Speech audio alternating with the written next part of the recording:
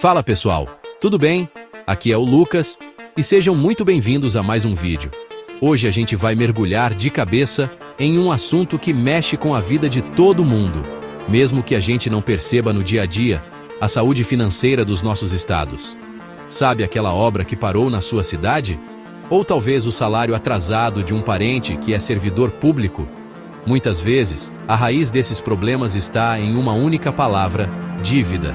Por isso, hoje vamos descobrir quais são os estados mais endividados do Brasil. A gente vai investigar o que levou a essa situação, como isso afeta a sua vida e quais são os desafios que esses gigantes enfrentam para colocar as contas no azul. Preparados para essa jornada pela economia do nosso país? A gente vai analisar dados, entender contextos históricos e desvendar os números por trás das manchetes que vemos nos jornais. É uma história complexa, cheia de decisões políticas, crises econômicas e, claro, muito, mas muito dinheiro envolvido. E a pergunta que não quer calar e que vai guiar nosso vídeo é: será que o seu estado está na lista? Você pode se surpreender com o que vamos descobrir juntos. Alguns nomes na lista são esperados, mas outros podem ser uma verdadeira surpresa, mostrando que nem sempre a riqueza de um estado o protege de um rombo nas contas. Então, já pega a sua calculadora, se ajeita na cadeira, porque a análise vai ser profunda. A gente vai além dos números brutos e vamos tentar entender o porquê de cada situação. Afinal, entender a dívida dos estados é entender um pouco mais sobre o Brasil e sobre o nosso próprio futuro. Fica comigo até o final, porque a gente vai destrinchar esse ranking e, no final, quero saber a sua opinião sobre tudo isso. Vamos começar essa investigação? Então, bora pro vídeo! Começando a nossa lista, não poderíamos deixar de falar de um caso emblemático, que vira e mexe e está nos noticiários por causa de sua situação fiscal: o Rio de Janeiro. O estado maravilhoso, conhecido por suas praias e pelo carnaval, também é famoso por enfrentar uma das crises fiscais mais severas e prolongadas da nossa história recente. A dívida do Rio não é algo que surgiu da noite para o dia. Ela foi se acumulando ao longo de décadas, resultado de uma combinação perigosa de má gestão, gastos excessivos, queda na arrecadação de royalties do petróleo e os custos altíssimos de sediar eventos gigantescos como a Copa do Mundo e as Olimpíadas. Esse cenário levou o Estado a uma situação onde a dívida consolidada líquida ultrapassa, e muito, sua própria receita corrente líquida, criando um verdadeiro nó financeiro. Essa bola de neve de dívidas tem consequências diretas e muito visíveis para a população fluminense. O governo se viu em apuros para honrar compromissos básicos, como o pagamento em dia dos salários de servidores públicos, incluindo professores, policiais e médicos, o que gerou uma série de protestos e greves. Além disso, a capacidade de investimento do Estado ficou praticamente zerada. Isso significa menos dinheiro para a manutenção de hospitais, escolas e para a segurança pública, áreas que já são extremamente sensíveis. O Rio de Janeiro entrou para o regime de recuperação fiscal do governo federal, uma tentativa de renegociar suas dívidas e colocar a casa em ordem, mas o caminho para o equilíbrio das contas ainda é longo e cheio de desafios para os cariocas e fluminenses. Seguindo nossa jornada pelos estados endividados, chegamos a Minas Gerais, o berço da Inconfidência e um estado com uma importância histórica e econômica gigantesca para o Brasil. Assim como o Rio, Minas também enfrenta uma crise fiscal gravíssima, que vem se arrastando há anos e impactando profundamente a vida dos mineiros. A situação é tão delicada que o estado declarou calamidade financeira, um reflexo da imensa dificuldade em fechar as contas. A dívida mineira é colossal e grande parte dela é com a União. O problema central é que os gastos, principalmente com a folha de pagamento do funcionalismo público, cresceram muito mais rápido do que a arrecadação de impostos ao longo dos anos, criando um déficit estrutural difícil de ser revertido. O resultado prático desse desequilíbrio é a luta constante do governo para conseguir pagar os salários dos servidores em dia. Por muito tempo, o pagamento foi feito de forma parcelada, gerando uma enorme insegurança e dificuldade para milhares de famílias que dependem desses vencimentos para viver. Além disso, a crise afeta diretamente os serviços públicos essenciais. Municípios mineiros sofrem com a falta de repasses constitucionais do Estado, o que compromete a saúde, a educação e a infraestrutura local. É como um efeito dominó. A dívida do Estado aperta o cinto do governo, que, por sua vez, não consegue enviar os recursos necessários para as prefeituras. E no final da ponta, quem paga o preço é o cidadão comum, que encontra um posto de saúde sem médico ou uma escola sem recursos. Agora, descemos para o sul do país para falar de outro estado que tem um longo e complicado histórico, com o endividamento, o Rio Grande do Sul. A situação gaúcha é um exemplo clássico de como uma dívida pode se tornar uma bola de neve crônica, passando de governo para governo, sem uma solução definitiva. A dívida pública do Estado é uma das mais antigas do país e, por muitos anos, foi uma das maiores em proporção à sua receita. Esse problema estrutural tem raízes em decisões tomadas décadas atrás, incluindo gastos elevados com pessoal, um sistema de previdência deficitário e uma economia que, apesar de forte em setores como o agronegócio, nem sempre gerou a arrecadação necessária para cobrir todas as despesas crescentes do Estado. Os gaúchos sentem no bolso e no dia a dia os efeitos dessa dívida persistente. Assim como em Minas e no Rio, o parcelamento de salários do funcionalismo público se tornou uma realidade amarga por vários anos, minando a moral e a capacidade de planejamento dos servidores.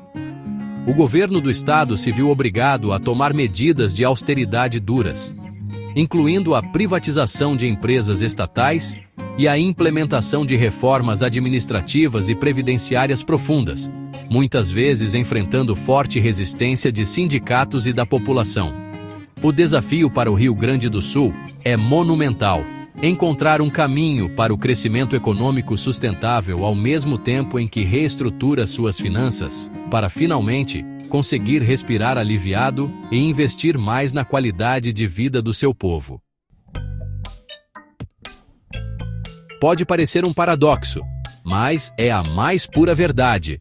São Paulo, o estado mais rico e populoso da federação, a verdadeira locomotiva econômica do Brasil, também figura entre os mais endividados do país em números absolutos. Mas como isso é possível? A explicação está justamente no seu tamanho e na sua complexidade. Por ter a maior economia, São Paulo também tem as maiores despesas. A máquina pública paulista é gigantesca, com milhões de servidores, e os investimentos necessários em infraestrutura, como metrô, rodovias, saneamento e segurança, são de uma escala que não se compara a nenhum outro estado. Ou seja, embora a arrecadação seja imensa, os gastos também são. A dívida de São Paulo é, em grande parte, resultado de financiamentos e empréstimos contraídos ao longo de décadas para bancar essas grandes obras e expandir os serviços públicos para uma população que não para de crescer.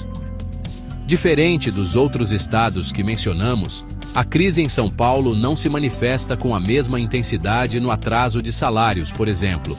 A capacidade de arrecadação do Estado ainda consegue, na maior parte do tempo, cobrir as despesas correntes.